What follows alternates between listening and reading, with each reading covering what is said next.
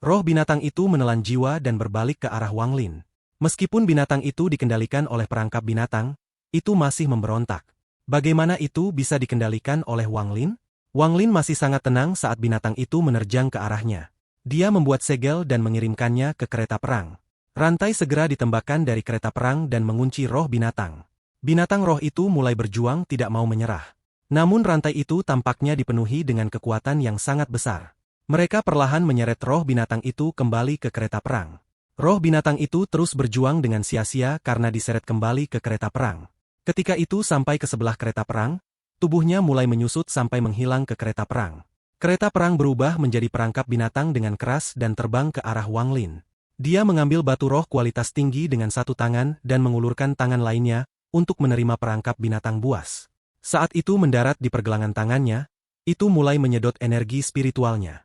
Dengan batu roh kualitas terbaik di tangan, Wang Lin dengan cepat terbang. Saat dia terbang, dia memutar kekuatan isap dari perangkap binatang menuju batu roh kualitas terbaik. Proses ini berlangsung untuk waktu yang sangat lama sebelum isapan perlahan melemah. Wang Lin menyeka keringat di dahinya. Ketika dia merilekskan tangannya, batu roh kualitas terbaik berubah menjadi debu di telapak tangannya. Kekuatan God Slaying War Chariot berada di luar imajinasiku. Itu benar-benar layak disebut harta celestial. Namun roh binatang itu terlalu ganas. Sementara jebakan binatang buas dapat mengendalikannya untuk sementara waktu, itu mungkin mengurasku sepenuhnya suatu hari nanti. Selain itu setiap kali aku menggunakannya, aku harus menggunakan batu roh kualitas terbaik untuk mengisi kembali energi spiritual yang habis. Resikonya terlalu tinggi. Keringat di dahi Wang Lin menghilang ketika angin bertiup ke wajahnya. Dia mulai merenung dalam diam. Kecepatannya sangat cepat. Dia tahu bahwa lantai 3 sangat berbahaya dan dia harus pergi dengan cepat. Juga kata-kata dari orang asing di lantai 2 masih bergema di telinganya. Seorang dukun 7 daun, yang sama dengan seorang kultivator transformasi jiwa, adalah sesuatu yang Wang Lin saat ini tidak bisa melawannya. Aku ingin tahu apakah kereta perang pembunuh dewa dapat membunuh seorang kultivator transformasi jiwa. Perbedaan antara kultivator formasi jiwa dan kultivator transformasi jiwa bukanlah sesuatu yang bisa dijelaskan oleh angka. Ini adalah perbedaan kualitas.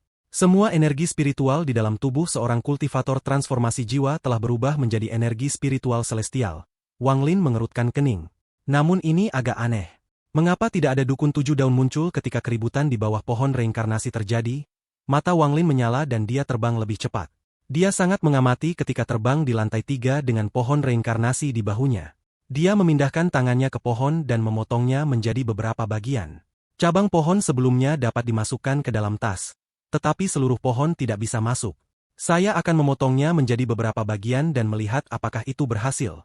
Wang Lin memotong sepotong dan mencoba. Tanpa penundaan, sepotong kecil pohon reinkarnasi menghilang ke dalam tas penyimpanannya. Berhasil. Wang Lin meningkatkan kecepatannya dan dengan cepat menempatkan potongan-potongan pohon ke dalam tasnya. Pohon reinkarnasi ini memang misterius.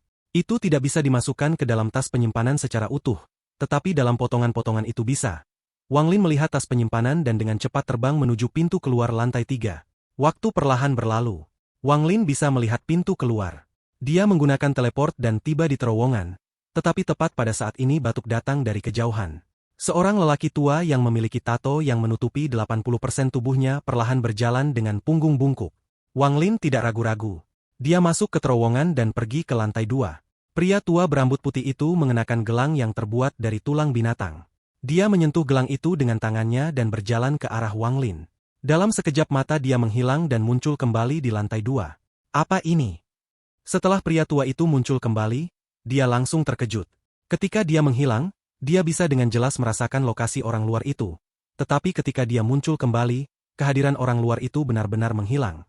Pria tua itu menegakkan punggungnya dan menunjuk alisnya. Tanaman 7 daun perlahan muncul di dahinya dan setiap sudut lantai 2 dengan cepat muncul dalam pikiran orang tua itu. Pada saat yang sama teknik seperti akal ilahi seorang kultivator memindai lantai 2, tetapi ia tidak menemukan jejak Wang Lin. Hasilnya lelaki tua itu menampakkan ekspresi terkejut. Junior luar ini memiliki beberapa keterampilan untuk bisa melarikan diri dari mataku. Pria tua itu merenung sedikit dan kemudian menghilang.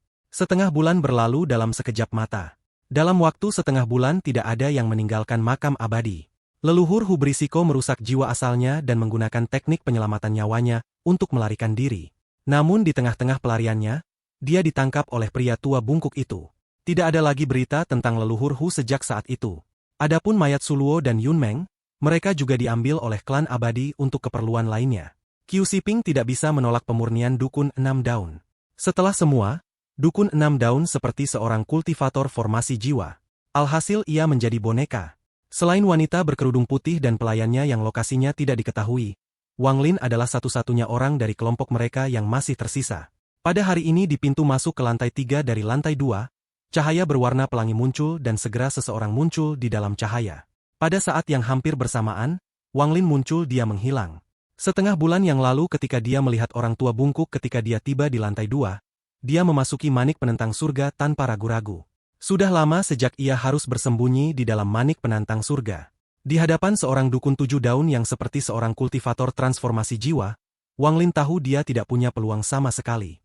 Setelah dia dikunci, satu-satunya jalan yang tersisa baginya adalah kematian. Setelah dia muncul kecepatannya mencapai batasnya. Dia tidak peduli tentang apapun selain pergi, jadi dia menggunakan energi spiritual untuk terbang secepat mungkin.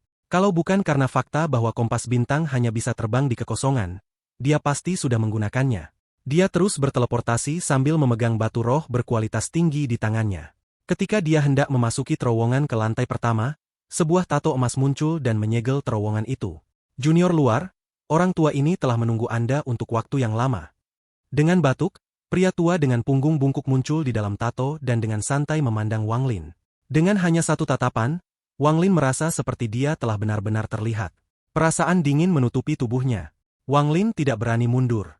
Dia bisa merasakan bahwa jika dia mundur satu langkah orang tua itu akan membunuhnya. Dia dengan dingin menatap pria tua itu dengan tangan kirinya menyentuh perangkap binatang buas. Orang tua itu batuk dan perlahan berkata, "Kamu membunuh Momo, dia ya, Cagu, dan CMU. Saya bisa melihat roh yang membenci tubuh Anda. Untuk membunuh junior klan saya ini dengan kultivasi formasi jiwa Anda yang hampir pertengahan saja, terutama prajurit 6 daun seperti CMU, Anda pasti dikenal di dunia kultivasi. Siapa namamu?" Wang Lin dengan tenang berkata, "Wang Lin."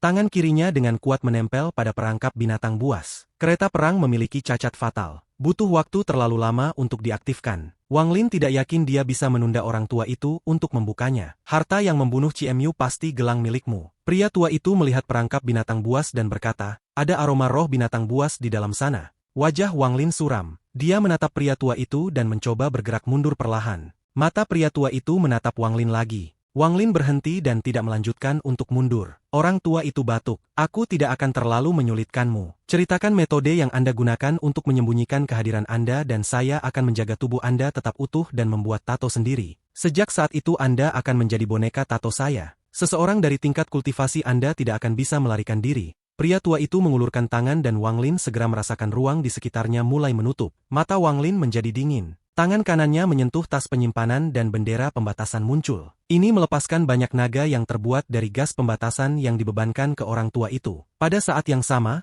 pedang surgawi muncul di tangan Wang Lin, dan dia menebas orang tua itu. Pria tua itu mengangkat alisnya dan menunjuk ke depan. Tato di tubuhnya bergerak dengan cara yang aneh. Segera, sebuah tato muncul di ujung jarinya dan dikirim terbang dengan sebuah gerakan. Saat tato itu muncul, itu terbelah menjadi tato yang lebih kecil dan terbang ke arah naga. Adapun energi pedang, orang tua itu membuat tato lain yang bertabrakan dengan energi pedang. Energi pedang meninggalkan tanda merah di jari pria tua itu. Dia melihatnya dan berkata, "Tidak buruk. Pedang itu juga pasti harta yang berharga." Wang Lin merasa kulit kepalanya mati rasa. Bendera pembatasan tidak berguna, pedang surgawi tidak berguna, dan bahkan kereta perang pembunuh dewa tidak berguna melawan orang tua itu. Matanya menjadi lebih dingin saat dia mengeluarkan bendera pembatasan lain dari tasnya. Dia menciptakan batasan di tangannya dan menatap lelaki tua itu. Pria tua itu menatap bendera pembatasan dan menggelengkan kepalanya. "Kamu benar-benar memiliki banyak harta. Saya yakin Anda pasti murid langsung dari sekte besar di luar. Ada tekanan surga pada benda itu.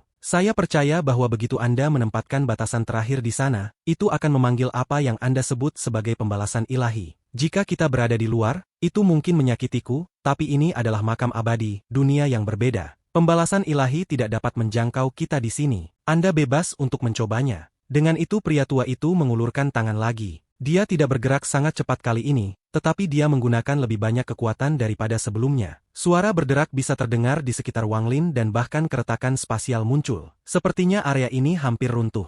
Mata Wang Lin menyala. Setelah dia menyingkirkan bendera pembatasan, satu objek lagi muncul di tangannya. Objek ini adalah sebuah gulungan. Saat gulungan yang tampak biasa muncul di tangan Wang Lin, pria tua itu yang ekspresinya tidak berubah sama sekali, tiba-tiba menjadi serius dan tangannya tanpa sadar berhenti.